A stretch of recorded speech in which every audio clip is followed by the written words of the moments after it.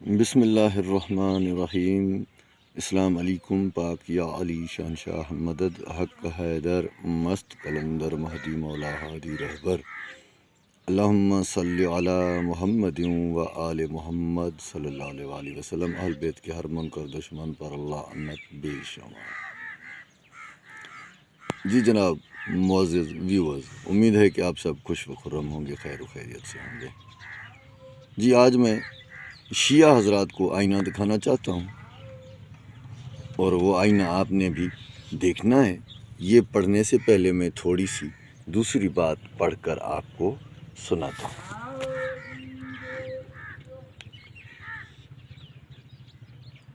سورہ قصص کی آیت نمبر 17-18، آیت نمبر 18 میں ہے، یہ قرآن سے شیعہ میں پیش کر رہا ہوں۔ اس سے پہلے تھوڑی سی تمہید باندھ لوں۔ شیعہ دو قسم کے ہیں، شیعہ حضرات دو قسم کے ہیں۔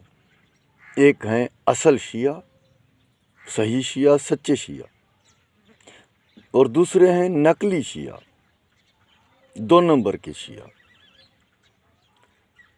جیسا کہ شیعوں میں ہی حدیث ہے کہ رسول اللہ صلی اللہ علیہ وسلم نے فرمایا کہ میرے بعد میری امت میں 73 فرقے ہوں گے، 60 فرقے میری دشمن ہوں گے، اور 13 فرقے ہم اہل بیت کی محبت کے دعوے دار ہوں گے۔ ان میں سے ایک فرقہ صحیح ہوگا، 12 غلط ہوں گے۔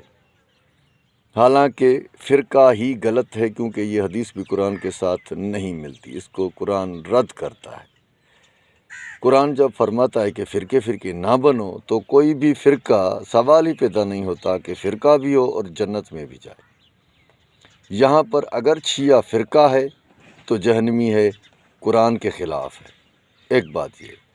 دوسرے کہ شیعہ کی ہر جگہ پر لفظ تبدیل ہونے سے اس کی معنی تبدیل ہوگی۔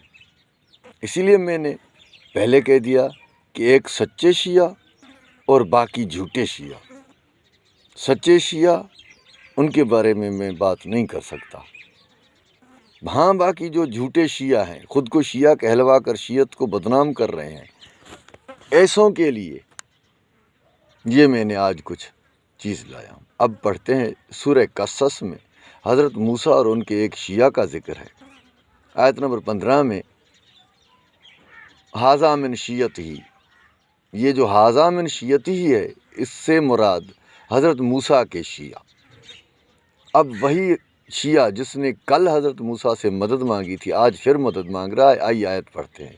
بسم اللہ الرحمن الرحیم۔ پھر صبح کے وقت وہ ڈرتے ڈرتے حالات کا جائزہ لینے کے لیے شہر میں داخل ہوئے۔ اتنے میں دیکھا کہ جس شخص نے کل ان سے مدد مانگی تھی، یعنی موسیٰ کا شیعہ جس نے کل حضرت موسیٰ سے مدد مانگی تھی، وہ پھر انہیں فریاد کے لیے پکار رہا ہے۔ تو حضرت موسیٰ نے اس سے کہا کہ معلوم ہوا تم تو کھلم کھلا شریر آدمی ہو۔ حضرت موسیٰ جھوٹے شیعوں کے بارے میں فرما رہا ہے کہ معلوم ہوا کہ تو کھلم کھلا شریر آدمی ہے، شریر آدمی ہو۔ لغو مبین، لغو مبین، سورہ قصص آیت نمبر 18۔ ٹھیک جناب، اب آتے ہیں سورہ مریم میں بھی شیعہ کا ذکر ہے۔ ثم لننزعن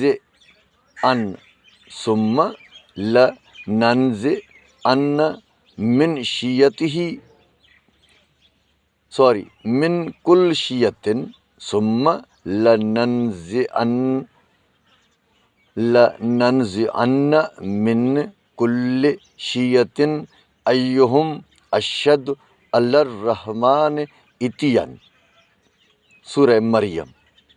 پھر ان کے ہر گروہ میں سے ان لوگوں کو کھینچ کر نکالیں گے جو خدائے رحمان کے ساتھ سرکشی کرنے میں زیادہ سخت تھے۔ پھر ان کے ہر گروہ میں سے ان لوگوں کو کھینچ نکالیں گے جو رحمان کے ساتھ سرکشی کرنے میں زیادہ سخت تھے۔ یہ قرآن پاک سے، سورہ قصص، سورہ مریم سے شیعہ کی تھوڑی سی ڈیفینیشن میں نے کر دی۔ اب آئیے یہاں پڑھتے ہیں ہم۔ لگتا ہے کہ شیعوں کے سینے کینوں سے بھرے رہیں گے جب تک قیامت نہ ہو۔ زمانہ مستقبل فیوچر ٹینس میں یہ پڑھیں۔ یہ کتاب کا نام ہے مجمع الآیات، علامہ نجم الحسن کراروی کی کتاب ہے، نجم الحسن کراروی۔ اب یہ کیا لکھا ہوا ہے آپ خود پڑھیں، صفحہ نمبر 364 پر ہے کہ شیعوں کے سینے کینوں سے پاک کر دیے جائیں گے، شیعوں کے سینے کینوں سے پاک کر دیے جائیں گے۔ اس کی تفسیر میں کیا ہے کہ کافی میں ہے کہ صادق آل محمد علیہ السلام نے فرمایا، اے ہمارے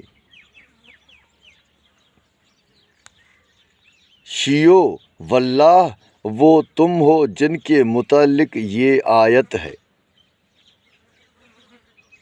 یہ ہمارے شیعو، واللہ وہ تم ہو جن کے متعلق یہ آیت ہے، یہ قرآن ہے، قرآن پاک کی سورہ الحجر رکوع نمبر 4 پارہ نمبر 14 یہ آیت ہے، وَنَزَعْنَا فِي صُدُورِهِمْ مِنْ غِلٍّ اخوانًا اللہ سرر متقابلین، یہ آیت مبارکہ ہے، جس سے روز روشن کی طرح عیاں ہوا کہ مستقبل میں قیامت کے دن شیعوں کے سینے کینوں سے پاک کر دیے جائیں گے۔ نوٹ کریں، یاد رکھیں شیعہ حضرات، یعنی قیامت تک شیعوں کے سینوں میں بغض رہے گا، کینے رہیں گے، کینہ رہے گا۔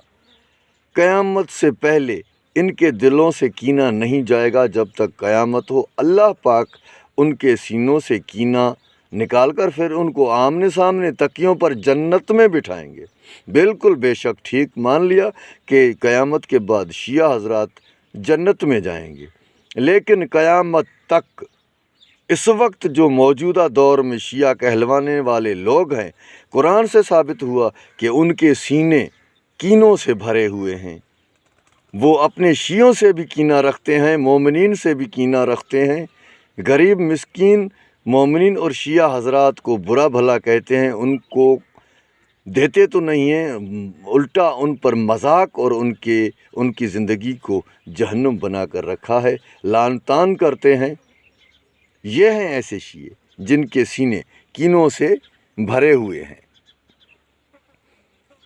اللہ پاک آپ سب کو سلامت رکھے۔ اس کی وضاحت تھوڑی سی مزید اور بھی میں کر دوں، وہ یہ ہے کہ جب مولا حسن علیہ السلام نے معاویہ کے ساتھ معاہدہ کیا تو کچھ شیعوں نے مولا حسن کے اس صلح پر اعتراض اٹھایا، یعنی امام کے دماغ پر حملہ کیا، جس سے ثابت ہوا کہ وہ شیعہ بھی شیطان تھے۔ ٹھیک دوسرے شیعہ صفین میں جب مولا علی نے، جب مخالف دشمنوں نے قرآن پاک کو نیزوں پر بلند کیا تو مولا علی سے اپنے سپاہی پوچھنے آئے کہ جناب اب بھی ہم تلواریں تیر چلائیں؟ مولا نے حکم دیا چلاؤ، میں وقت کا امام ہوں، میں تم سے بہتر جانتا ہوں، چلاؤ تیر و تلوار، چاہے قرآن پاک ریزہ ریزہ ہوتا ہے تو ہونے دو۔ اس وقت مولا علی کے شیعہ جو ان کے ساتھ تھے، ان کے ساتھ لڑ رہے تھے، جان کی بازی لگا رہے تھے، اپنے ہی امام کی بات نہ مان سکے، سمجھ سکے۔ جب نہ سمجھ سکے تو انہی شیعوں نے مولا علی کے بارے میں فرمایا کہ نعوذ باللہ ثم نعوذ باللہ کہ آج علی کافر ہو گئے ہیں۔ یہ کس نے کہا؟ صفین والے شیعوں نے۔ مولا حسن کے شیعوں نے مولا حسن پر اعتراض کیا، مولا حسین کے شیعوں نے کوفے میں رہ کر 18,000 خطوط لکھے مولا کو، اور جب مولا وہاں پہنچے تو یہ لوگ فرار اور غائب ہو گئے، مولا امام کو اکیلا چھوڑ دیا۔ یہ بھی شیعہ ہیں، یہ یاد رکھیں آپ، جس سے میں چیلنج کے ساتھ کہتا ہوں کہ جو شیعہ ائمہ معصومین کی بات کرتے ہیں اور ان کو زیادہ مانتے ہیں، وہی ان کی باتیں نہیں سمجھ سکتے۔ واللہ یا علی مدد، سلام۔